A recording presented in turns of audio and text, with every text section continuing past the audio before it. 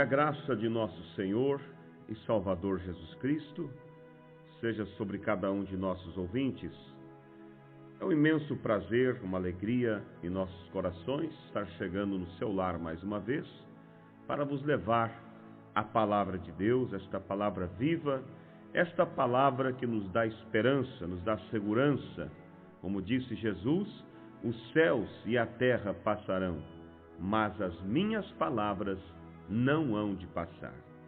O lugar seguro e sólido para estar é na palavra de Deus, porque Deus está responsabilizado, comprometido com sua palavra e com aqueles que tomam a sua palavra para a seguir. Ouvintes, que você possa nessa oportunidade receber de Deus a palavra no seu coração, para que ela produza os frutos de vida eterna, frutos de libertação na sua alma, na alma de sua família, de todos aqueles que nos ouvem nesta oportunidade. Nós vamos ler as Escrituras em Romanos, capítulo 2, versículo 17, até o versículo 23. Mas antes de lermos essa Escritura, nós vamos ouvir um hino, e após esse hino, então, estaremos lendo a palavra de Deus.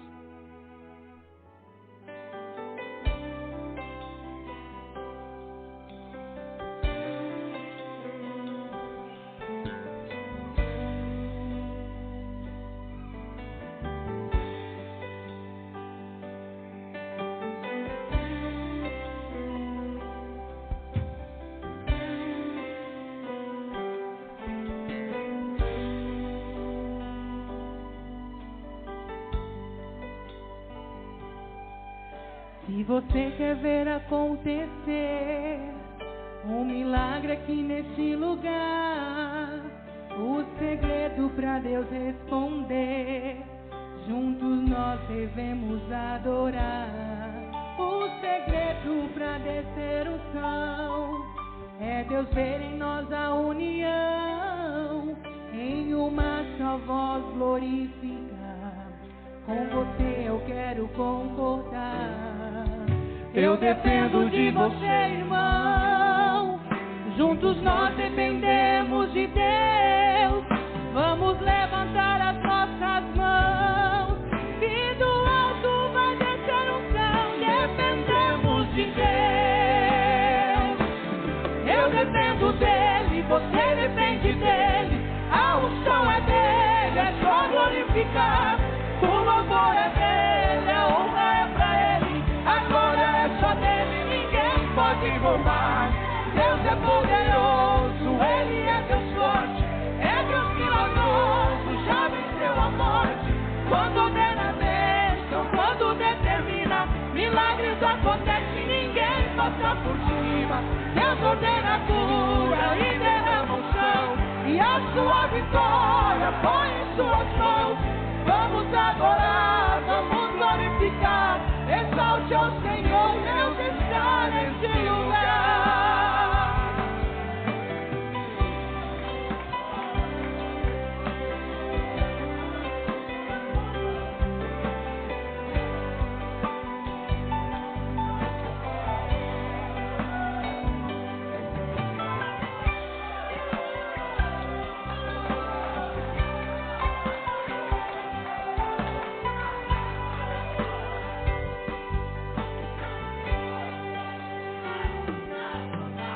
Você quer ver acontecer um milagre aqui nesse lugar, o segredo para Deus responder, juntos nós devemos adorar. O segredo para descer unção é Deus ver em nós a união, em uma só voz glorificar. Com você eu quero concordar. Eu dependo de você, irmão. Juntos nós dependemos de Deus. Vamos levantar as nossas mãos e do alto vai descer o céu. Dependemos de Deus. Eu dependo dele, você depende dele. A unção é dele, é só glorificar. O louvor é dele.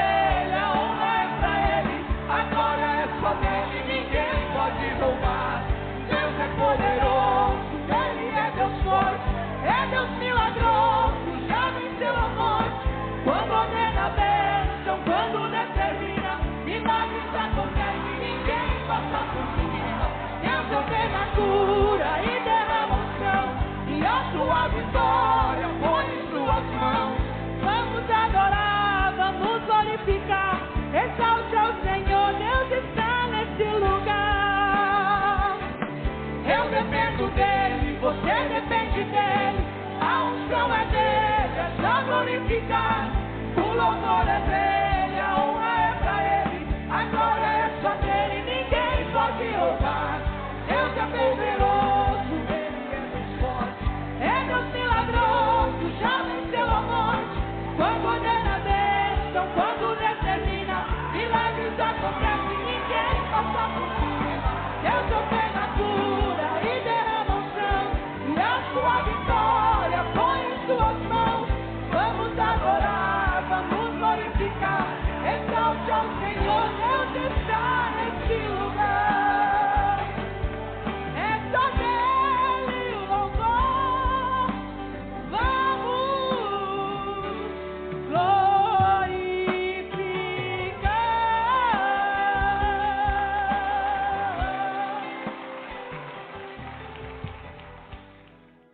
Romanos capítulo 2, como citamos, versículo 17 a seguir, nos diz: Eis que tu, que tens por sobrenome judeu, e repousas na lei e te glorias em Deus, e sabes a sua vontade, e aprovas as coisas excelentes, sendo instruído por lei, e confias que és guia dos cegos, luz dos que estão em trevas, instruidor dos nécios, mestre de crianças, que tens a forma da ciência e da verdade na lei, tu, pois, que ensinas a outro, não te ensinas a ti mesmo? Tu que pregas que não se deve furtar, furtas? Tu que dizes que não deve adulterar, adulteras? Tu que abominas os ídolos, cometes sacrilégio? Tu que te glorias na lei, desonras a Deus pela transgressão da lei? Porque, como está escrito, o nome de Deus é blasfemado entre os gentios por causa de vós. Que Deus abençoe e acrescente suas bênçãos, a palavra que foi lida. Quero dar um título ao tema dessa oportunidade. O título é Ministério de Libertação.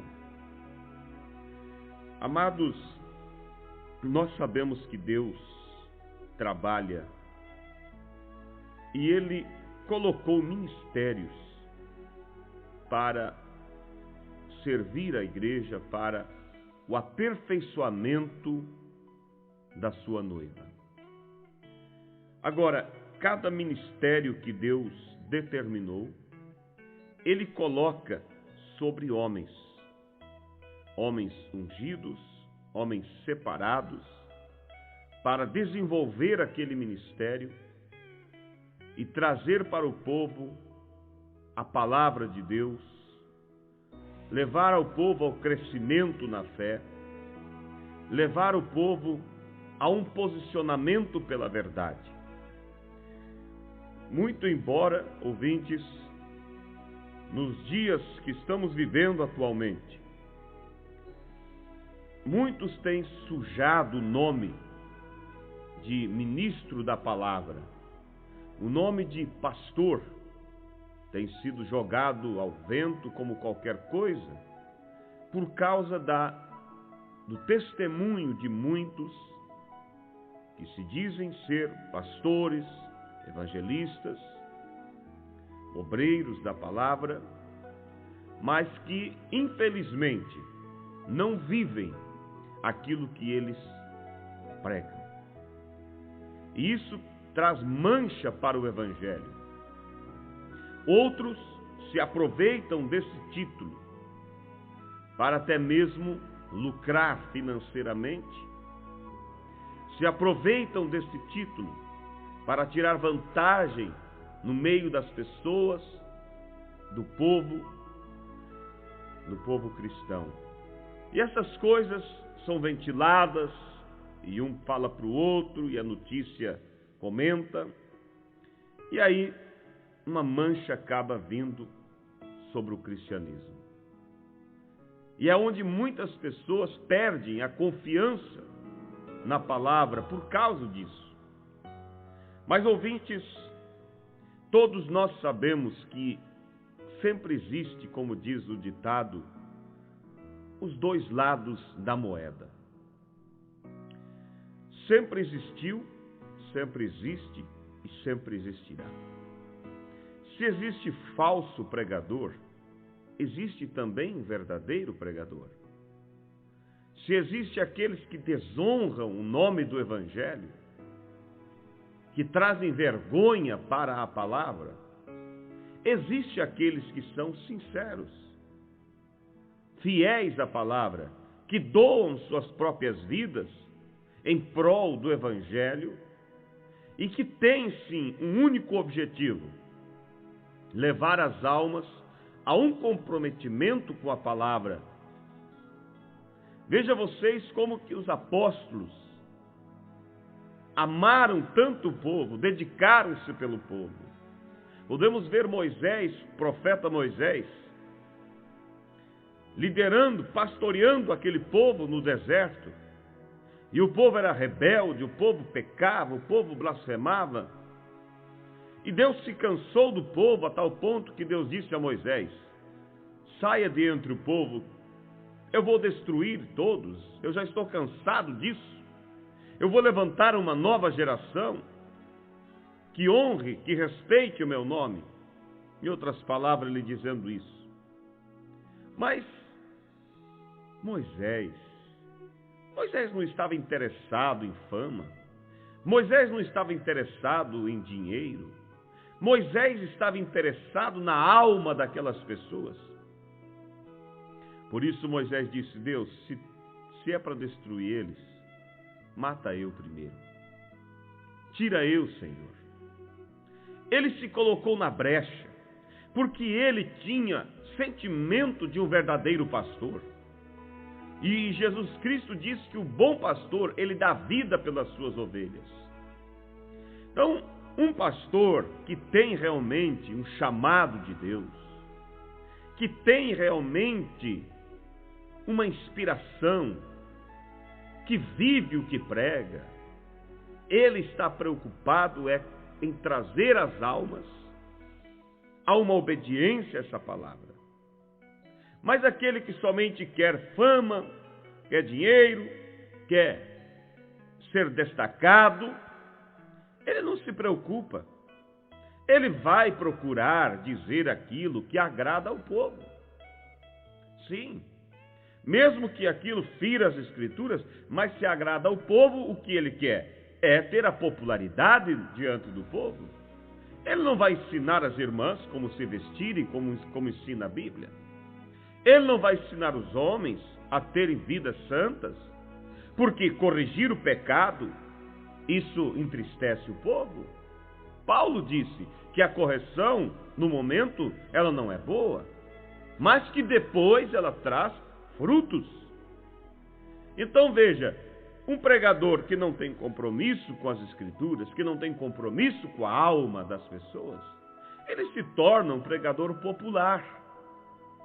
Porque as pessoas vão aplaudir, as pessoas vão gostar de ir em seus cultos, porque ali não é chamada a atenção dos seus erros, mas somente é dito que Deus os ama, que Deus quer curar, que Deus quer prosperar, o que realmente é verdade. Deus ama as pessoas, Deus quer prosperar, Deus quer curar, mas além disso, Deus quer em primeiro lugar salvar a alma das pessoas.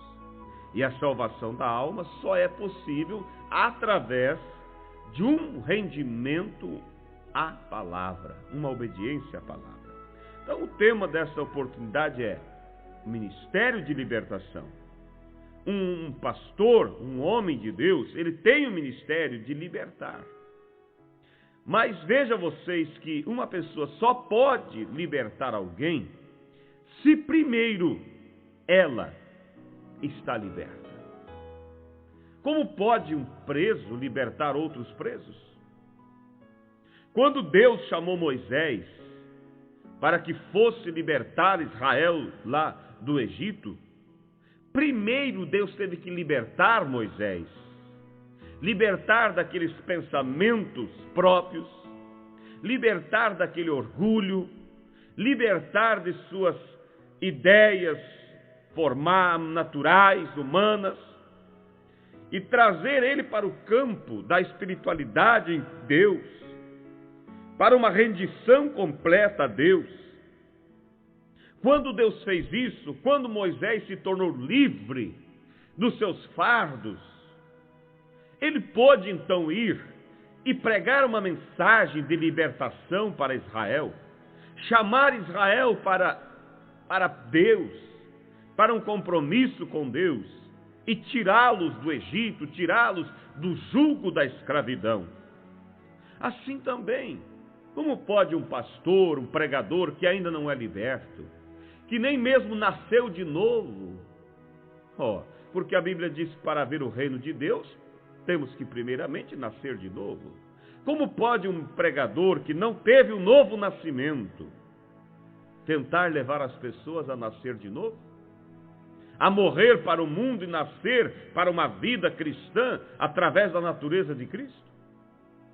Como pode alguém que não tem o batismo do Espírito Santo levar as pessoas a ser cheias do Espírito Santo? Não, primeiro o vaso tem que ser limpo.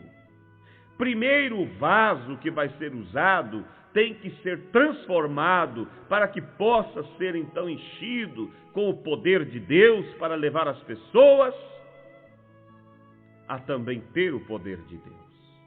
Mas como diz a Escritura, eis que tu, que tens por sobrenome judeu, em outras palavras, você que se diz cristão, e repousas na lei, e te glorias em Deus, e sabes a sua vontade, e aprovas as coisas excelentes, sendo instruído por lei.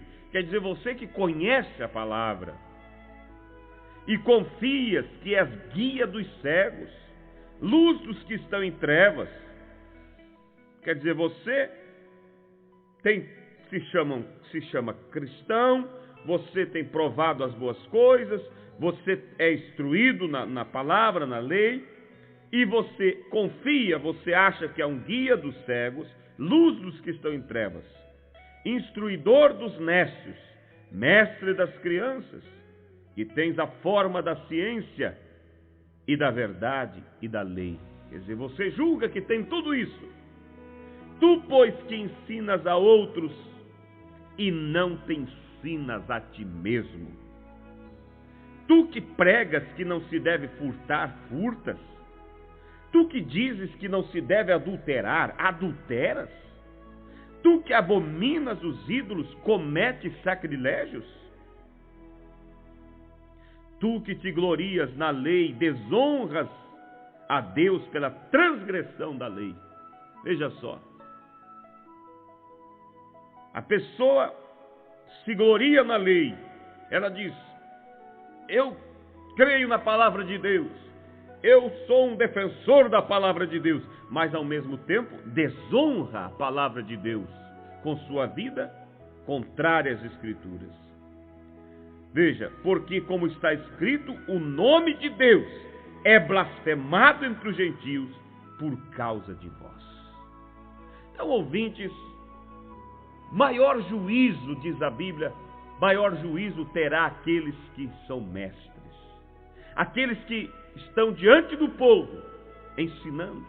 Agora compete também ao povo, às ovelhas, olhar e ver. Porque a Bíblia diz que você deve seguir o exemplo dos seus pastores. Agora, se o pastor, o pregador, não vive o que prega, ou muitas vezes nem prega as Escrituras, como é que ele vai viver se ele nem mesmo prega a verdade? Somente prega ali alguma coisa humana, alguma palavra para empolgar o povo, e o povo volta para casa sem ter o fundamento da palavra. Ouvintes, eu quero dizer uma coisa, sua alma, ela não pode estar na mesa de negociação. Sua alma tem valor, sua alma vale mais do que 10 mil mundos. Se você erra em algum negócio natural, foi um erro natural.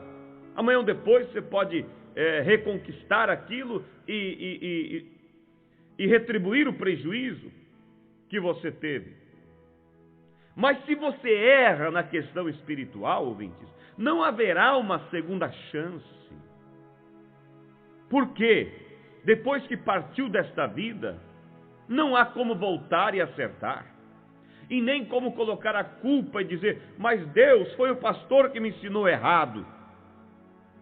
Deus deixou a Bíblia e Deus tem homens ainda que pregam a verdade. E compete a cada homem, cada mulher, buscar congregar aonde a palavra verdadeira é ensinada. E você pode dizer, mas como eu vou saber aonde se prega a verdade? Confira com as Escrituras. Não aceite uma interpretação de alguém que fala e argumenta. Muitas vezes, ouvintes, a gente até mesmo se depara com pessoas e você comentando sobre a Bíblia, você cita citações bíblicas que é um dever nosso seguir. As pessoas correm até os seus líderes e dizem, pastor, eu ouvi de um pregador que disse que nós devemos, por exemplo, devemos depois da ceia fazer o lava-pés. Está lá em São João capítulo 13.